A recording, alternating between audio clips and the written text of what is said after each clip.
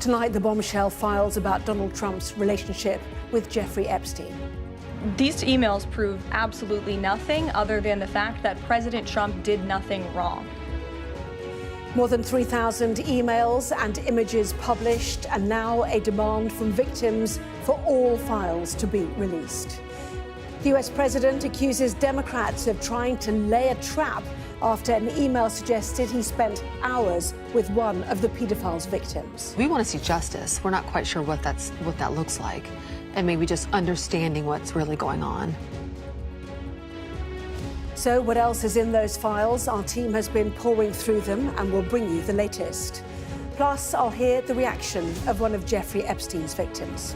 Also coming up, the most dangerous route to Europe and the migrants who would rather drown than return to their country will have a special report. Throw me in the water, let me die, but I'm not going back to Sudan or Libya. A lot of desperation and urging us. They think we've got something to do with it, and they're urging us to take them to Europe. Plus, the cannibal solar storm that cancelled a NASA rocket launch and unleashed a stunning display of the Northern Lights.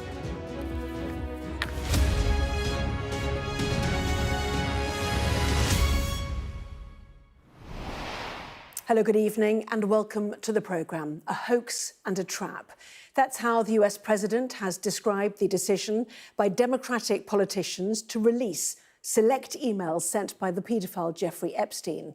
In the emails sent between 2011 and 2019, the billionaire wrote that Donald Trump spent hours at his house with one of his victims. The response from Republicans and the White House was swift. Thousands more files released, then accusations of a smear campaign. And that's been the president's defence strategy all along. He has denied any knowledge or involvement of the sex trafficking operation, admitting only that they were friends until Epstein tried to steal staff from his Mar-a-Lago resort.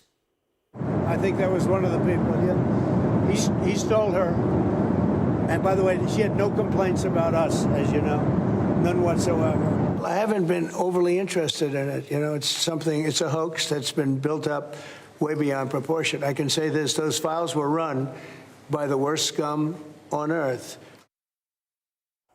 Well, that was Donald Trump back in the summer. So what did he know and when? What new information is emerging from this new document dump? And what do victims want to happen next? Lots to get into tonight. Well, let's get started with our first report from our US correspondent, James Matthews. Your hard work and dedication. It was another November day outside the US Capitol. Inside, there was business unusual. This just doesn't make sense. A big story just got bigger, with fresh revelations on the Epstein affair. Yet more notes on a scandal.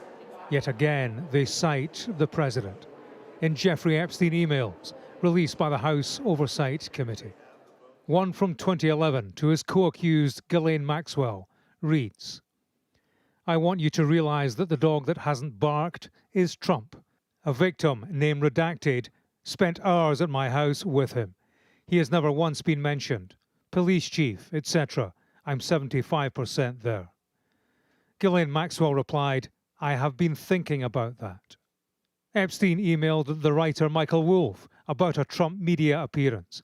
The author replied to him, "If he says he hasn't been on the plane or to the House, then that gives you a valuable PR and political currency. You can hang him in a way that potentially generates a positive benefit for you, or if it really looks like he could win, you could save him, generating a debt." On the congressional committee investigating the Epstein affair, Trump's political opponents say it's political dynamite. Our leadership here is implicated in the largest sex trafficking scandal in the history, not only of the United States, but potentially in the planet.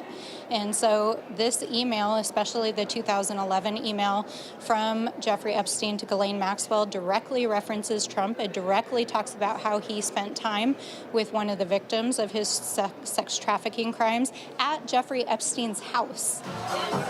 Donald Trump was a friend of Jeffrey Epstein before they fell out.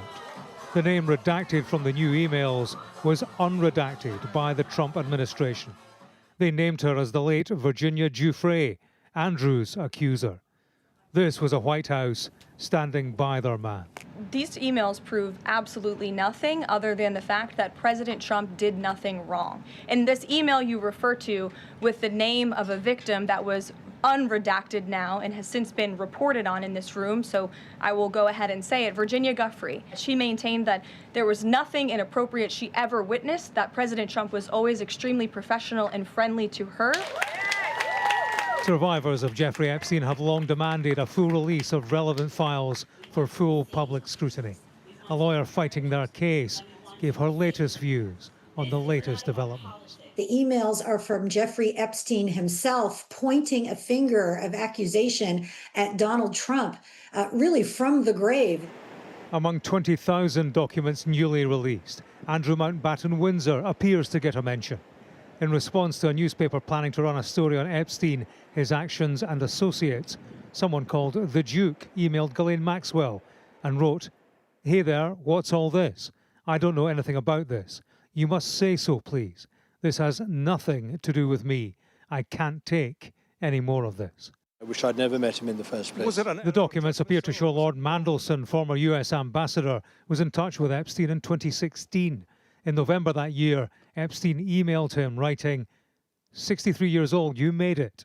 Mandelson replied, "Just.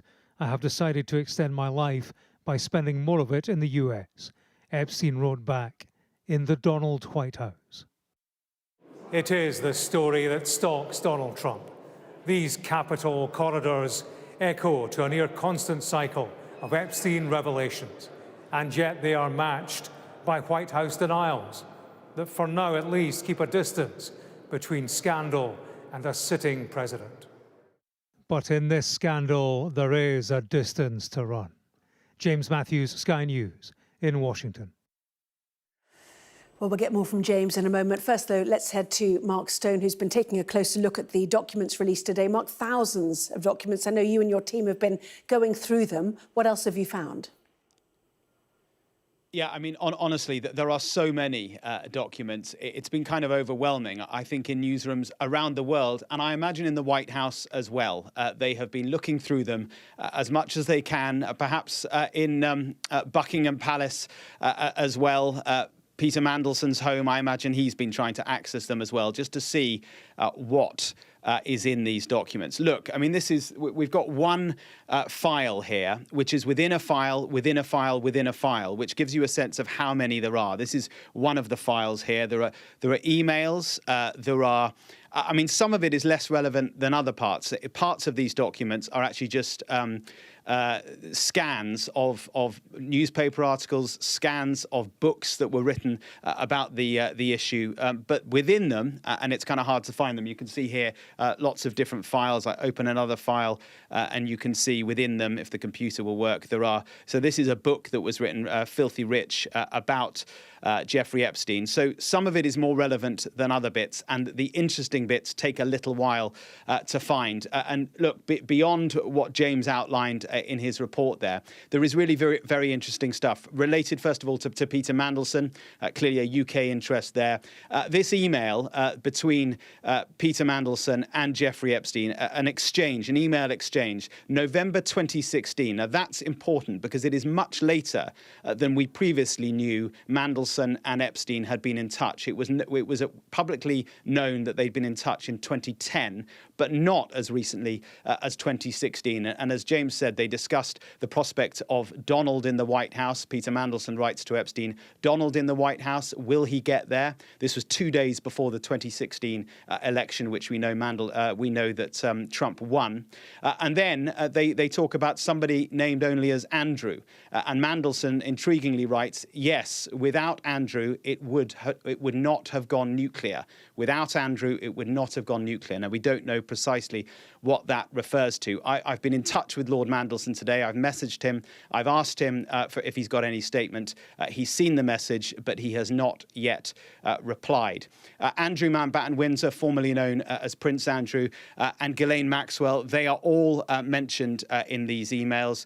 Fascinating insight, too, between Ghislaine Maxwell and Jeffrey Epstein. Of course, they were together. They were a pair.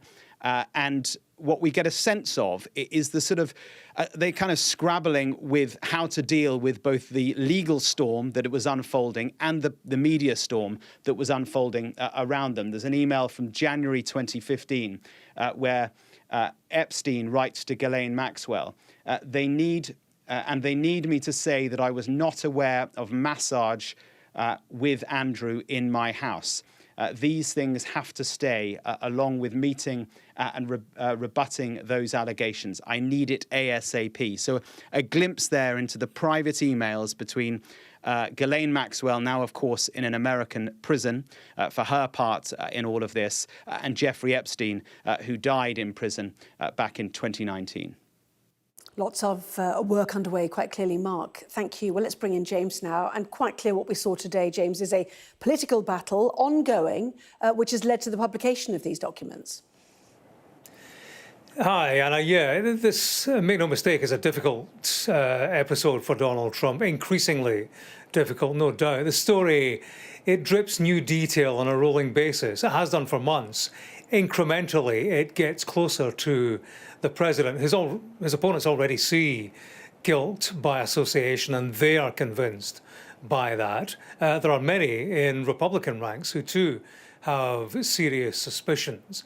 Trump's defense thus far, as you said, has been, look, this is all a Democrat hoax, and he's dismissed this contact with Epstein as a long-ago friendship with a man he now labels a creep and a paedophile. His defense doesn't necessarily get any easier with these emails, these fresh documents. Interestingly, there's no denial from the White House of the email that says Trump was in Epstein's house with an Epstein victim. Their response was to name that victim, Virginia Giuffre. Her name was mispronounced at the White House. They make the point that she didn't have a problem with Trump. He was professional and friendly to her. But, you know, if we're now saying and agreeing that Trump is placed in Epstein's house with a victim for hours, then, if nothing else, that raises questions of its own beyond him being well behaved. She was a victim of sex trafficking. Did he know that? Why didn't he know that? How could he not have known that? What did they discuss? What did he think a young girl was doing in that set of circumstances, in that situation? It's interesting, the White House chose to name her, Virginia Giuffre. Her family have been very vocal about Donald Trump themselves. They've had a lot to say about the Trump administration, and what they have said is release all the Epstein files. So new fresh problems for Donald Trump, no doubt. Politically, it is a story that continues to move. A new Democrat, Anna, is due to be sworn into the House of Representatives. That will give them the numbers to get this petition over the line, a petition calling for the release of the full Epstein file. So that will be another political difficulty for Donald Trump. And generally in this story, the more we learn, the closer it all does get to the president. Yes, a much delayed swearing in, of course. James, thank you very much indeed. Well, a little earlier, I spoke to Lisa Phillips, who survived grooming and abuse by Jeffrey Epstein. She told me that she and others like her want full justice and for all the documents to be released. How difficult is it for you, every time this come up, that you have to reconfront what you went through? For the survivors, it's very traumatizing to hear any new information. A lot of things are very triggering. And what do you make of what you've heard today? I'm deeply upset. It wasn't what I was expecting. I'm saddened. I don't really know how to comment on it, except for it's upsetting and very confusing. Well, clearly the White House has said that the first emails released by the Democrats were deliberately selective and chosen to smear the president. Then we have thousands more released by the Republicans. But as far as you're concerned, is any release of information, progress in what you ultimately want, which is transparency for victims? Well, of course, every information that's released gets closer to finding out a little bit more of the truth. So we have to go through all of this to figure out what's really going on. So I absolutely believe, I mean, it's not easy to hear and it's not easy to connect the dots, but I think it's very important that, you know, they're being released. How far from the truth are we? Very far. I think we're very far from the truth, but we're getting closer. I just think there's a lot that's going to be coming out over the next few months. So what ultimately do you want to see? Well, we want to see justice. We're not quite sure what that looks like, and maybe just understanding what's really going on. And what's most important is also just protecting the survivors that names are being released with the information. I think that's the hardest part, is the survivors really understanding the impact that has on them, re-traumatizing them, and making sure the information is correct as well. I know you spoke out after Virginia Giuffre did. Why did you decide to speak out? The only reason why I chose to speak out was because of Virginia's story. And I felt like it was important to stand up for her and believe her, because so many people don't believe survivors. That's the #1 thing that survivors go through, is that people don't believe them. And I'm here to change that narrative. I'm here to say, no matter how hard it is and how much I have to tell my own story, stories like Virginia's are very, very important. And she was trafficked to many powerful people. That's not okay. And in terms of your own story, as re-traumatizing as it is, would you mind me asking where you were when you first met Jeffrey Epstein? I happened to meet Jeffrey on his island. I wasn't supposed to be there. I wasn't brought on the plane. I was brought by boat from another close island close by.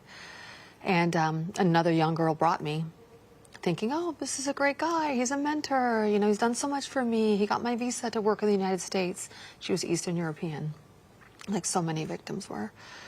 And just happened to go with her. I don't believe she was expecting Jeffrey to abuse me that evening. But for some reason, he took a liking to me. During dinner, he got to know me and asked me a lot of questions about my family. And I had actually grown up in England for the first few years of my life. So, yeah, he found it interesting.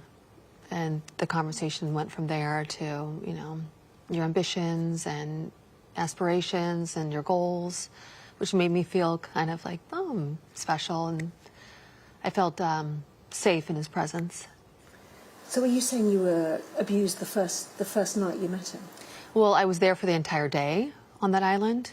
And then after dinner later on that evening is when one of the other young girls knocked on the door and said that Jeffrey was ready for his massage. And as you know, this is Jeffrey's MO. He had massages with the young girls, and the massages turned into assault. And how did you feel after it? Well, horrible. I think for months after I blamed myself, wondering like, what did I do wrong? Or, you know, why did he do that to me? I thought I was the only one. I didn't know at the time the other girls on the island were also victims of the same type of abuse. I know you have a podcast now speaking to survivors, often about the complexity of abuse, because you did keep in contact with Jeffrey Epstein over subsequent years. Yes, and I wanted to explain why. A lot of people don't understand why would you go back, but a lot of times it's a grooming process where they reel you in. You know, like, I remember what you said on the island. I can help you out now. You know, these things that when you're a young girl and you're entering the world and building your career, a lot of times people help you and good people help you, and you don't really know the difference between a good person helping you and a bad person that has, you know, evil intentions, so to speak. And did you ever see Donald Trump in any of those interactions with Jeffrey Epstein? I've never seen him, no. There was talk of survivors producing their own list of perpetrators. Is that still possible? And will more people be brought down by this, in your view? Well, this list that I spoke about on Capitol Hill was a list that myself, a few of the survivors, not all of them, and the attorneys have been compiling over the last few years. So there's a very long list of names that were seen or some of these victims had experiences with. So there's always been a list. I was just trying to put some pressure on the DOJ to say, okay, you're keeping this list hidden and you're not revealing anything to the public, but also remember that we know who's on the list as well. So I think that was a little push to them that I think has been working.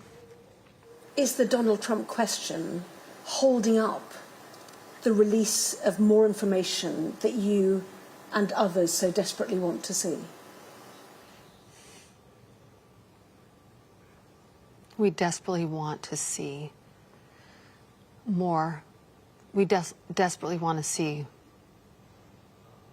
the files and the information that's out there. Yes, of course. Full disclosure? Full disclosure. We need full transparency of what's going on. Everybody wants that. I do believe the focus is so set on Trump that we're not really getting to the other issues and the other problems, the other perpetrators, the other enablers, because the focus is so on him. So this is what I've been speaking out about for months now, is that we need to know more information about others. But things have come to light now that now I'm just a little confused on, what's really going on. And are you hopeful that you will get that full transparency? And if so, would that help for you, for closure, for what you went through? Well, I'm always hopeful. That's what we want. That's what we're working on. And us survivors are working on quite a few things in the background. And I believe that we will start getting more answers. Just a lot of times when things are revealed like this, it kind of throws a monkey wrench in things, right? Because some things are like shocking and we didn't expect what was revealed today to be revealed. Lisa Phillips talking to me a short time ago. Well, let's bring in Gloria Allred, who is a lawyer representing Epstein victims. She joins me now from New York. Thank you very much indeed for joining us. 27 victims, I think you were representing. No doubt you heard what Lisa Phillips was saying there about this re-traumatizing process as you seek transparency and, as she put it, full justice. That's correct. And, she's very brave to speak out, and not all of the victims are willing to speak out, all the survivors, because many of them have gone from victims to survivors, and some to the highest level, which is fighters for change. But right now, I agree with her that survivors are seeking transparency, the whole truth, and a measure of justice. And there is apparently a political battle going on in which, there has to be a battle in order to obtain the release of all of the files of the Department of Justice. By the way, there shouldn't have to be a vote in Congress. There doesn't have to be a vote in Congress. The United States Department of Justice could just release all of the files, but apparently we're just going to have to fight in order to obtain them. Today, there were some new emails that were released in the thousands of pages that have been dribbling in. And it's interesting because we see an email from Jeffrey Epstein that indicates that Mr. Trump was in the house, allegedly with Virginia Giuffre, meaning in Jeffrey Epstein's home. If we look back at what Ms. Maxwell told the Deputy Attorney General when she was interviewed by him, Todd Blanche, who formerly represented Mr. Trump when he was Mr. Trump, and the subject of a criminal trial, which he ultimately was convicted. But Todd Blanche, now the Deputy Attorney General, interviewed Ms. Maxwell, and she indicated that Mr. Trump had never done anything inappropriate, and she did not recall, putting that in quotes because recall is what she said, Mr. Trump ever being in Jeffrey Epstein's house. So that doesn't mean he was never there. It doesn't mean he was there. It doesn't mean that if he was there, that he did anything that was wrong or inappropriate or criminal. But having said that, it's interesting that Jeffrey Epstein says that he was in his house and that for several hours. And it turns out that the victim, whose name was redacted, the White House said it was with Virginia Giuffre, who then, of course, in her book said he didn't do anything inappropriate. Trump didn't. But we don't know why she said that. Maybe that was the truth. Maybe it wasn't. Maybe she was in fear. We don't know. And we'll never know because she's deceased. Well, certainly Caroline Leavitt, White House press secretary, picked up on that point. The Virginia Giuffre had said he had done nothing wrong, couldn't have been nicer, in fact, in any interaction she'd had with him. But that speaks, does it not, to the complaint of the White House about the selective choosing by Democrats of the initial emails they released, that Donald Trump had spent several hours in Epstein's house with a victim, redacted.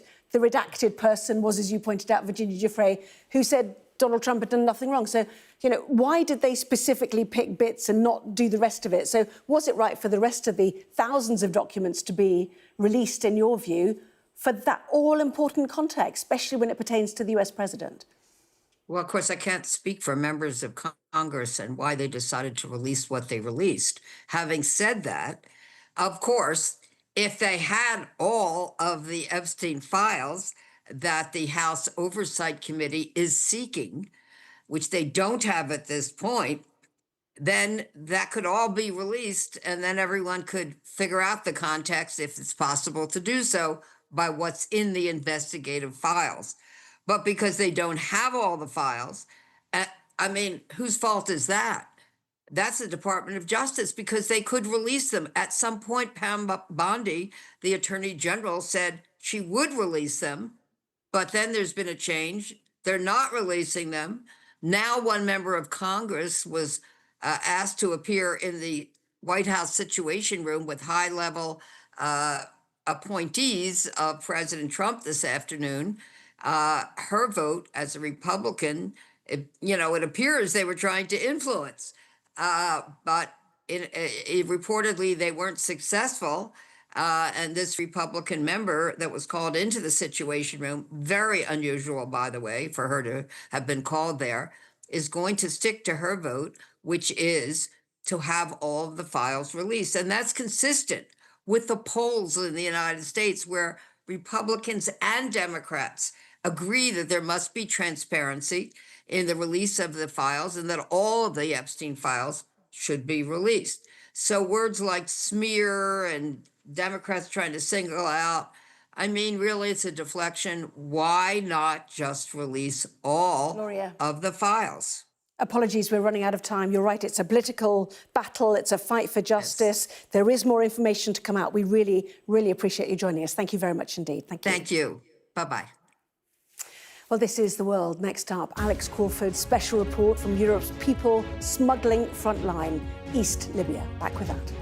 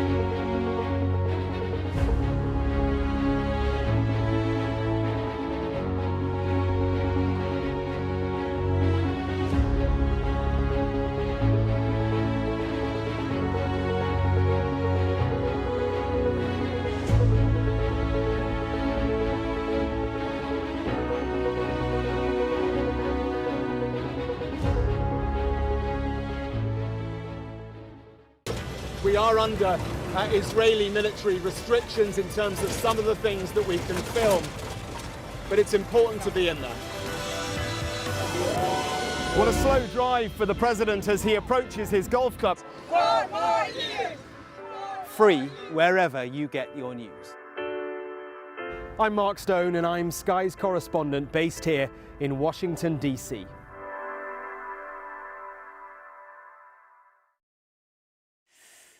Welcome back to The World. We're going to focus now on the East African country described as Europe's smuggling frontline, Libya. Over 2 weeks, our special correspondent met dozens of men, many of them from Sudan, as they waited to board overloaded dinghies to cross the Mediterranean. An estimated 2,200 died or went missing, trying to make that same crossing last year. And Libya is a key transit point for those seeking a new life in Europe.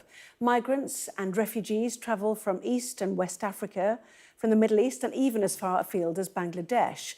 There were 36,700 crossings on the central Mediterranean route in the first 7 months of this year, most headed for Malta, Italy or Greece. Well, most people set sail from eastern Libya, controlled by a powerful militia leader who is keen to prove he can crack down on smugglers and their cargo. Alex Crawford went aboard one of his ships and witnessed the rescue of dozens of men who had been floating at sea for 4 days with a broken engine. Many of them bore the wounds of the war they had fled. Those scars won't fade, but their hopes of reaching Europe did. Alex was there as they realised they would soon be locked up and sent back to one of the world's worst humanitarian crises. Well, we'll speak to Alex in a moment, but first, here is her special report. We're with the forces fighting people smugglers in East Libya and watch them trying to smash the gangs. We witness the boatloads risking their lives on new sea routes to Europe and see those who fled war taken back to Libya. This is the centre of Europe's smuggling crisis, and we're travelling to the heart of it. So now we're in Tobruk. It's meant to be a key transit point, a key launching area from where many migrants will connect with smugglers and go over to Europe. This is one of the main smuggler junctions. The streets are crowded with those wanting to go to Europe. They're all waiting to cross the sea, we're told. The officers are overwhelmed, and many are set on going to Britain. United Kingdom, wow, that's good. I hope I will be there soon, right? The unusual access we've got to East Libya is to show us exactly this. The crowds ready to risk their lives on small boats, with many telling us they're escaping war in Sudan. And when we go back, maybe we're going to die when we go back to Sudan. All is hungry. All is hungry. Here is not good. Sudan is not good. Where is God? Everything is in hand of God. If God say that we are going to make it to Europe, I think nothing will stop us. They live in miserable, cramped and dirty conditions, waiting all the time for the smuggler's call. It could change their life or end it. Some, still very young, have the scars of the wars they've fled and tell us of their desperation to leave Libya. A big scar here. Yeah. Sometimes it's paining, you know. So we just need your help, guys. The situation here in this place that we live is too bad. We just need your help. I was interested in whether you're scared or frightened of the authorities here. Yeah, we are very scared. So the authorities is treating us very bad because now the authorities can come and chase you from this house, can beat you and can take you to jail. The sea operations in this part of the Mediterranean are all under the command of the youngest son of General Khalifa Haftar, the warlord ruling the whole of East Libya. The general wants to be seen as Europe's answer to the people smuggling business. So the East Libyans are showing us their efforts intercepting illegal boats and taking them back to North Africa. It's a controversial policy which takes the crew into European search and rescue waters. We are tantalizingly close to Greece. You can see it through the haze, the sort of island, about 40 miles off. And The East Libyan Coast Guard is waiting here to see if it can spot boats which will inevitably turn up, which are trying to head to those islands. It's the middle of the night when the call comes in. Yeah, we see you. That's why I stopped the vessel and I point my searchlight on this spot, approximate direction of this boat. The crew on a cargo vessel has raised the alarm, but the recovery of the dinghy passengers is left to the East Libyans. There's an absolutely packed dinghy full of people. Difficult to tell how many, but absolutely jam-packed. Legs hanging off, they're so full. They're saying, help me, as they were coming closer.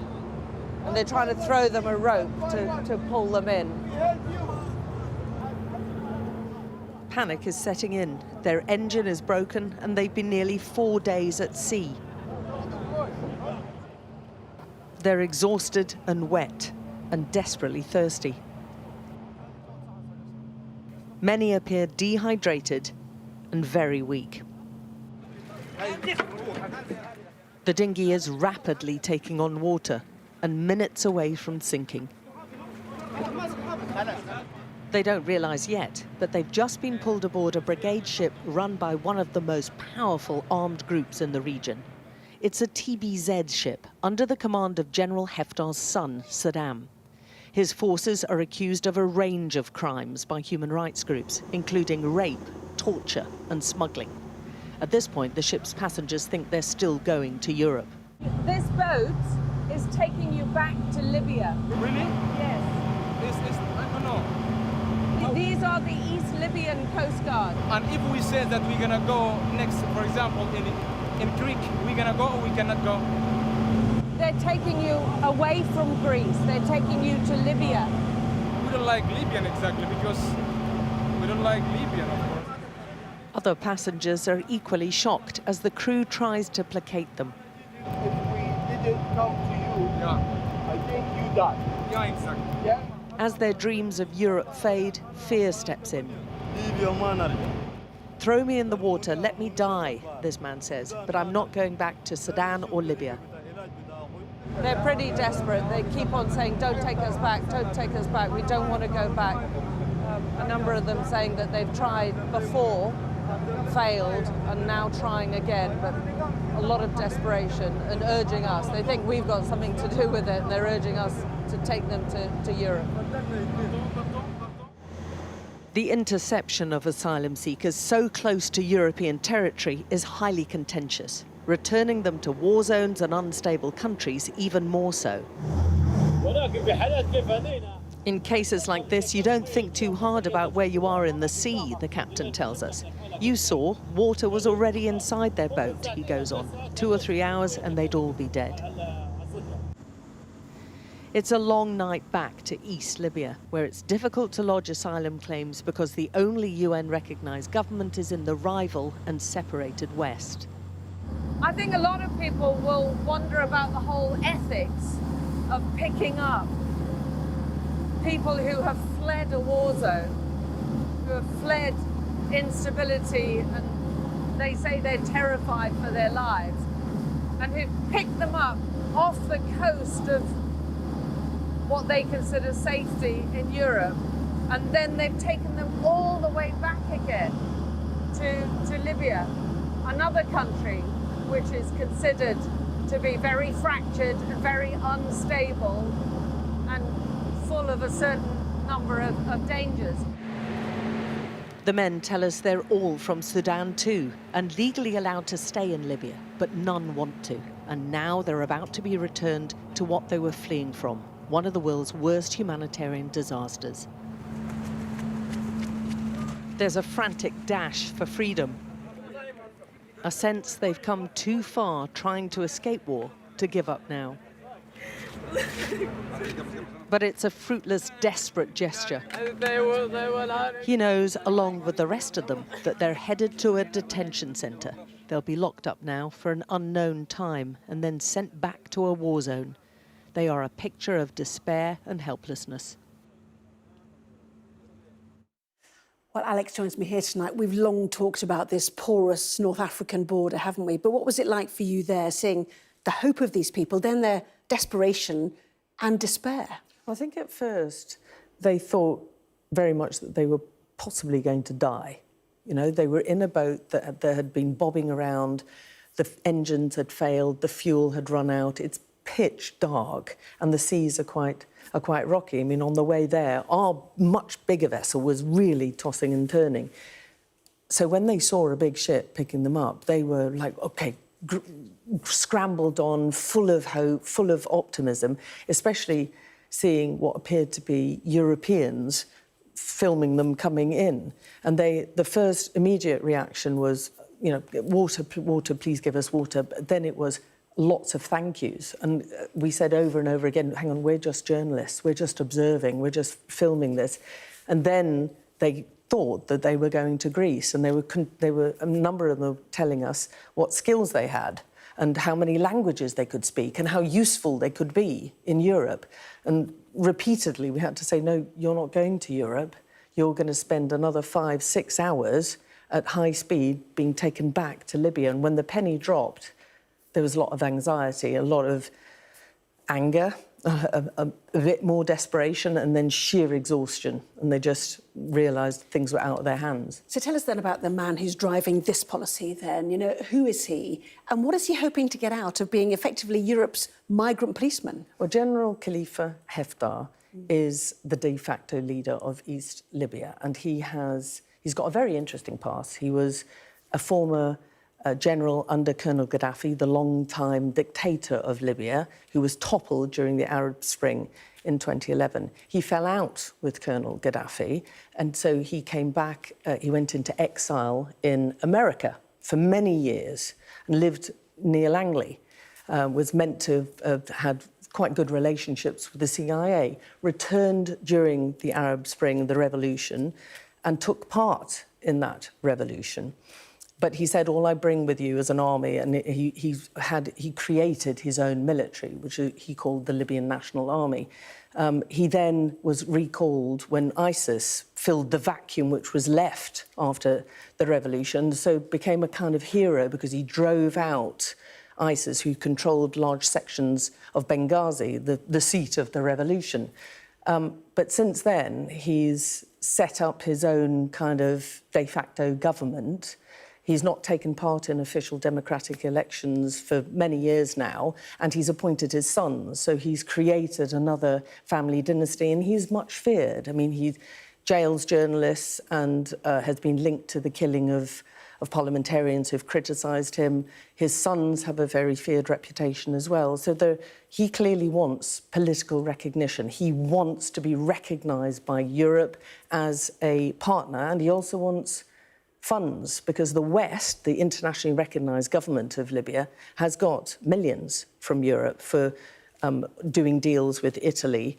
And so the people smuggling and the whole migrant challenge has moved to the east, and this new route from eastern Libya to Greece. And he's basically saying, and he invited us to show what a good job his team was doing, but that is very controversial, sort of going out into basically European waters and pulling them away from Europe and returning them to essentially war zones.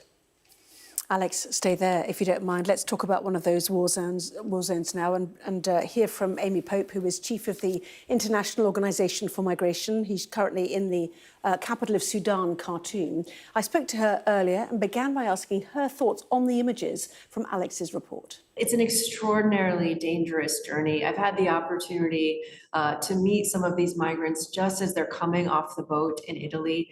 They tell horrific stories of the dangers they've faced along the way, the exploitation, the abuse, the detention, not to mention the tremendous obstacles they face when they're actually on the sea. What we've seen in terms of people who die or get lost at sea, that number is just way too high. As you know, it's been over 1,000 this year alone. But it suggests that there are desperate people who are willing to risk everything at the hope of a better life. Well, indeed so. And you are in Sudan right now, seeing the push factors, why people are fleeing. The difficulty is you've talked about stocks of aid being dangerously low.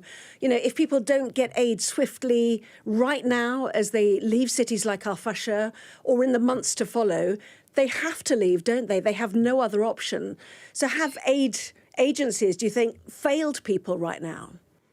Well, so I really think this is about our partner governments around the world balancing the short and long-term concerns.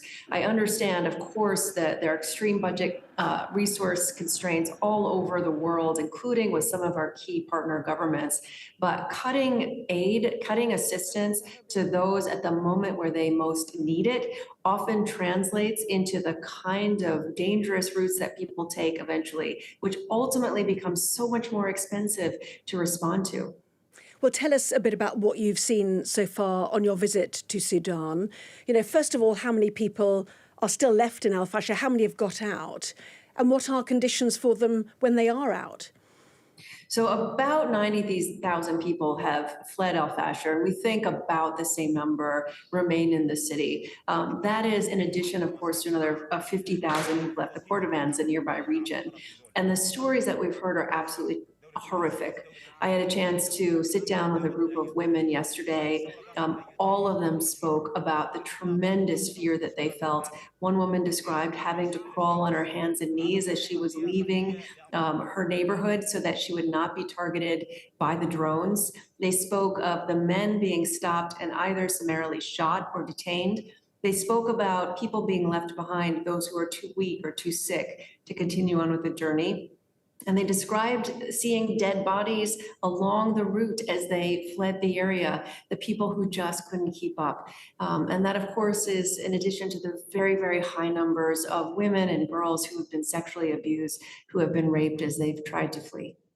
So where are people going? I know you went to one of the camps, didn't you? Yeah. You know, the stories are truly horrific. But for others, you know, even if you did have the aid stocks, we've talked about how low they are, could you even access those in need? Well, to give you a sense, we are seeing people flee. Of course, first they stay close to home. So there are people still in Darfur. They're the most difficult to reach right now. And for that reason, we're calling for a ceasefire so that we can get access to those who need the support or some sort of humanitarian corridor. That's number one. We have seen about 6% of the people go to a place called Tawila. We are able to get some resources there. And then, of course, many of the people I've met are people who are traveling even further afield. They describe taking days-long journey, combinations of walking, finding donkeys, of trying to get a ride from someone. And so they're really spreading out across the region in search of safety. And your organisation has called for safe and legitimate passage routes for people, but you can't transplant Western Darfur into Europe. That would be unsustainable and intolerable to people. So what is the solution then for those who need to find safe shelter? Well, in fact, it's what we know from most of the people we talk to is that they don't want to go that far from home. They're first looking for safety, for security in neighboring countries. So, for example, Egypt has traditionally hosted many Sudanese, providing support so that people can access education and job opportunities so that the Egyptian communities there are able to welcome them is key. Likewise, we see people from Sudan go to places like Chad or South Sudan. So starting much more locally, providing capacity and response there is a much more effective, much more cost efficient, and much more life-saving way to make sure that we stabilize communities that are facing some of the worst pressures to move.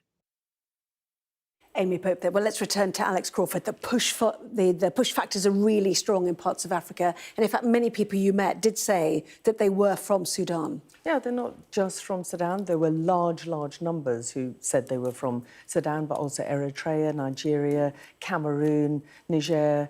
But the bulk that we spoke to definitely said they were from Sudan, and they thought anything was better than staying with the horror that was happening in Sudan. And they travelled this is just one part of the journey. And in fact, the last bit, crossing the channel, is the very last one, is the last step of, before they even reached Libya, one group of about 40 had spent 20 days, a number talked about being raped en route, even to get to East Libya. And in East Libya, remember, there's very little oversight at the moment because it's an unrecognised section of the country, and they're not dealing overtly with the leaders there. There's little oversight into what's going on in the detention centres, what's happening on the boats, what's happening. Many indications that people who are held in detention centres in East and West are being ransomed, tortured, raped, used as slave labour. All of this is a question that faces not just Britain but the European Union leaders. Yes, and clearly, many organisations, including Amy Pope's and humanitarian organisations, want more safe and legal passage. But the tolerance in Europe is not to take people who have come from various countries in Africa through that porous border of Libya. That, literally people don't want to help now. I mean, that's obviously going to be an ongoing problem for all the political leaders of the European Union and Britain.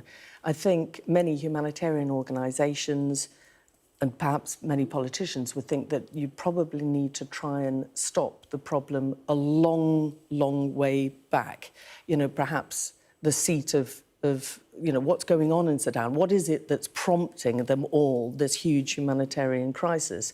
And should other countries been getting involved in trying to prevent that mass exodus from people who, by and large, do not want to leave family, friends and all cultural links behind and embark on a seriously dangerous journey? And the Mediterranean one is the worst, the most dangerous migrating route in the world. So they're not taking this on lightly. And a lot of people just throughout the day have been sending me messages about saying, why is it only men? Because this is a fantastically dangerous journey, and only the strongest and the fittest are embarking it, and they're doing it out of desperation.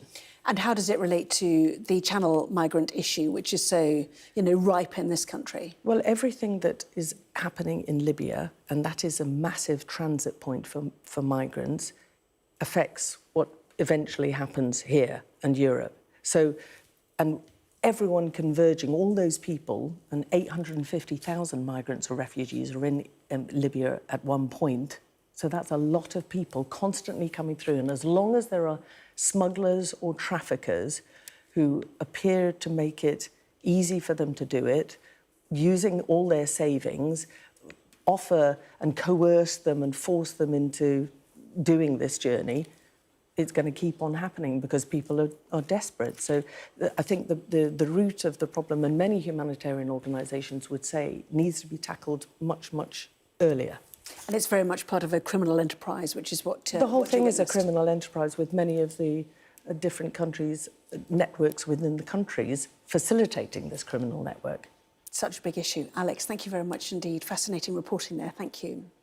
And you can watch Alex's full documentary by scanning the QR code on your screen now. So let's end tonight with the giant solar storm that postponed a rocket launch today and could disrupt the GPS, communication systems and electricity grids that power our lives. Well, the British Geological Survey says the sun is sending out particularly strong geomagnetic waves. On the left is the effect on the Earth's atmosphere and magnetic field. On the right is how the array is emitting from the sun.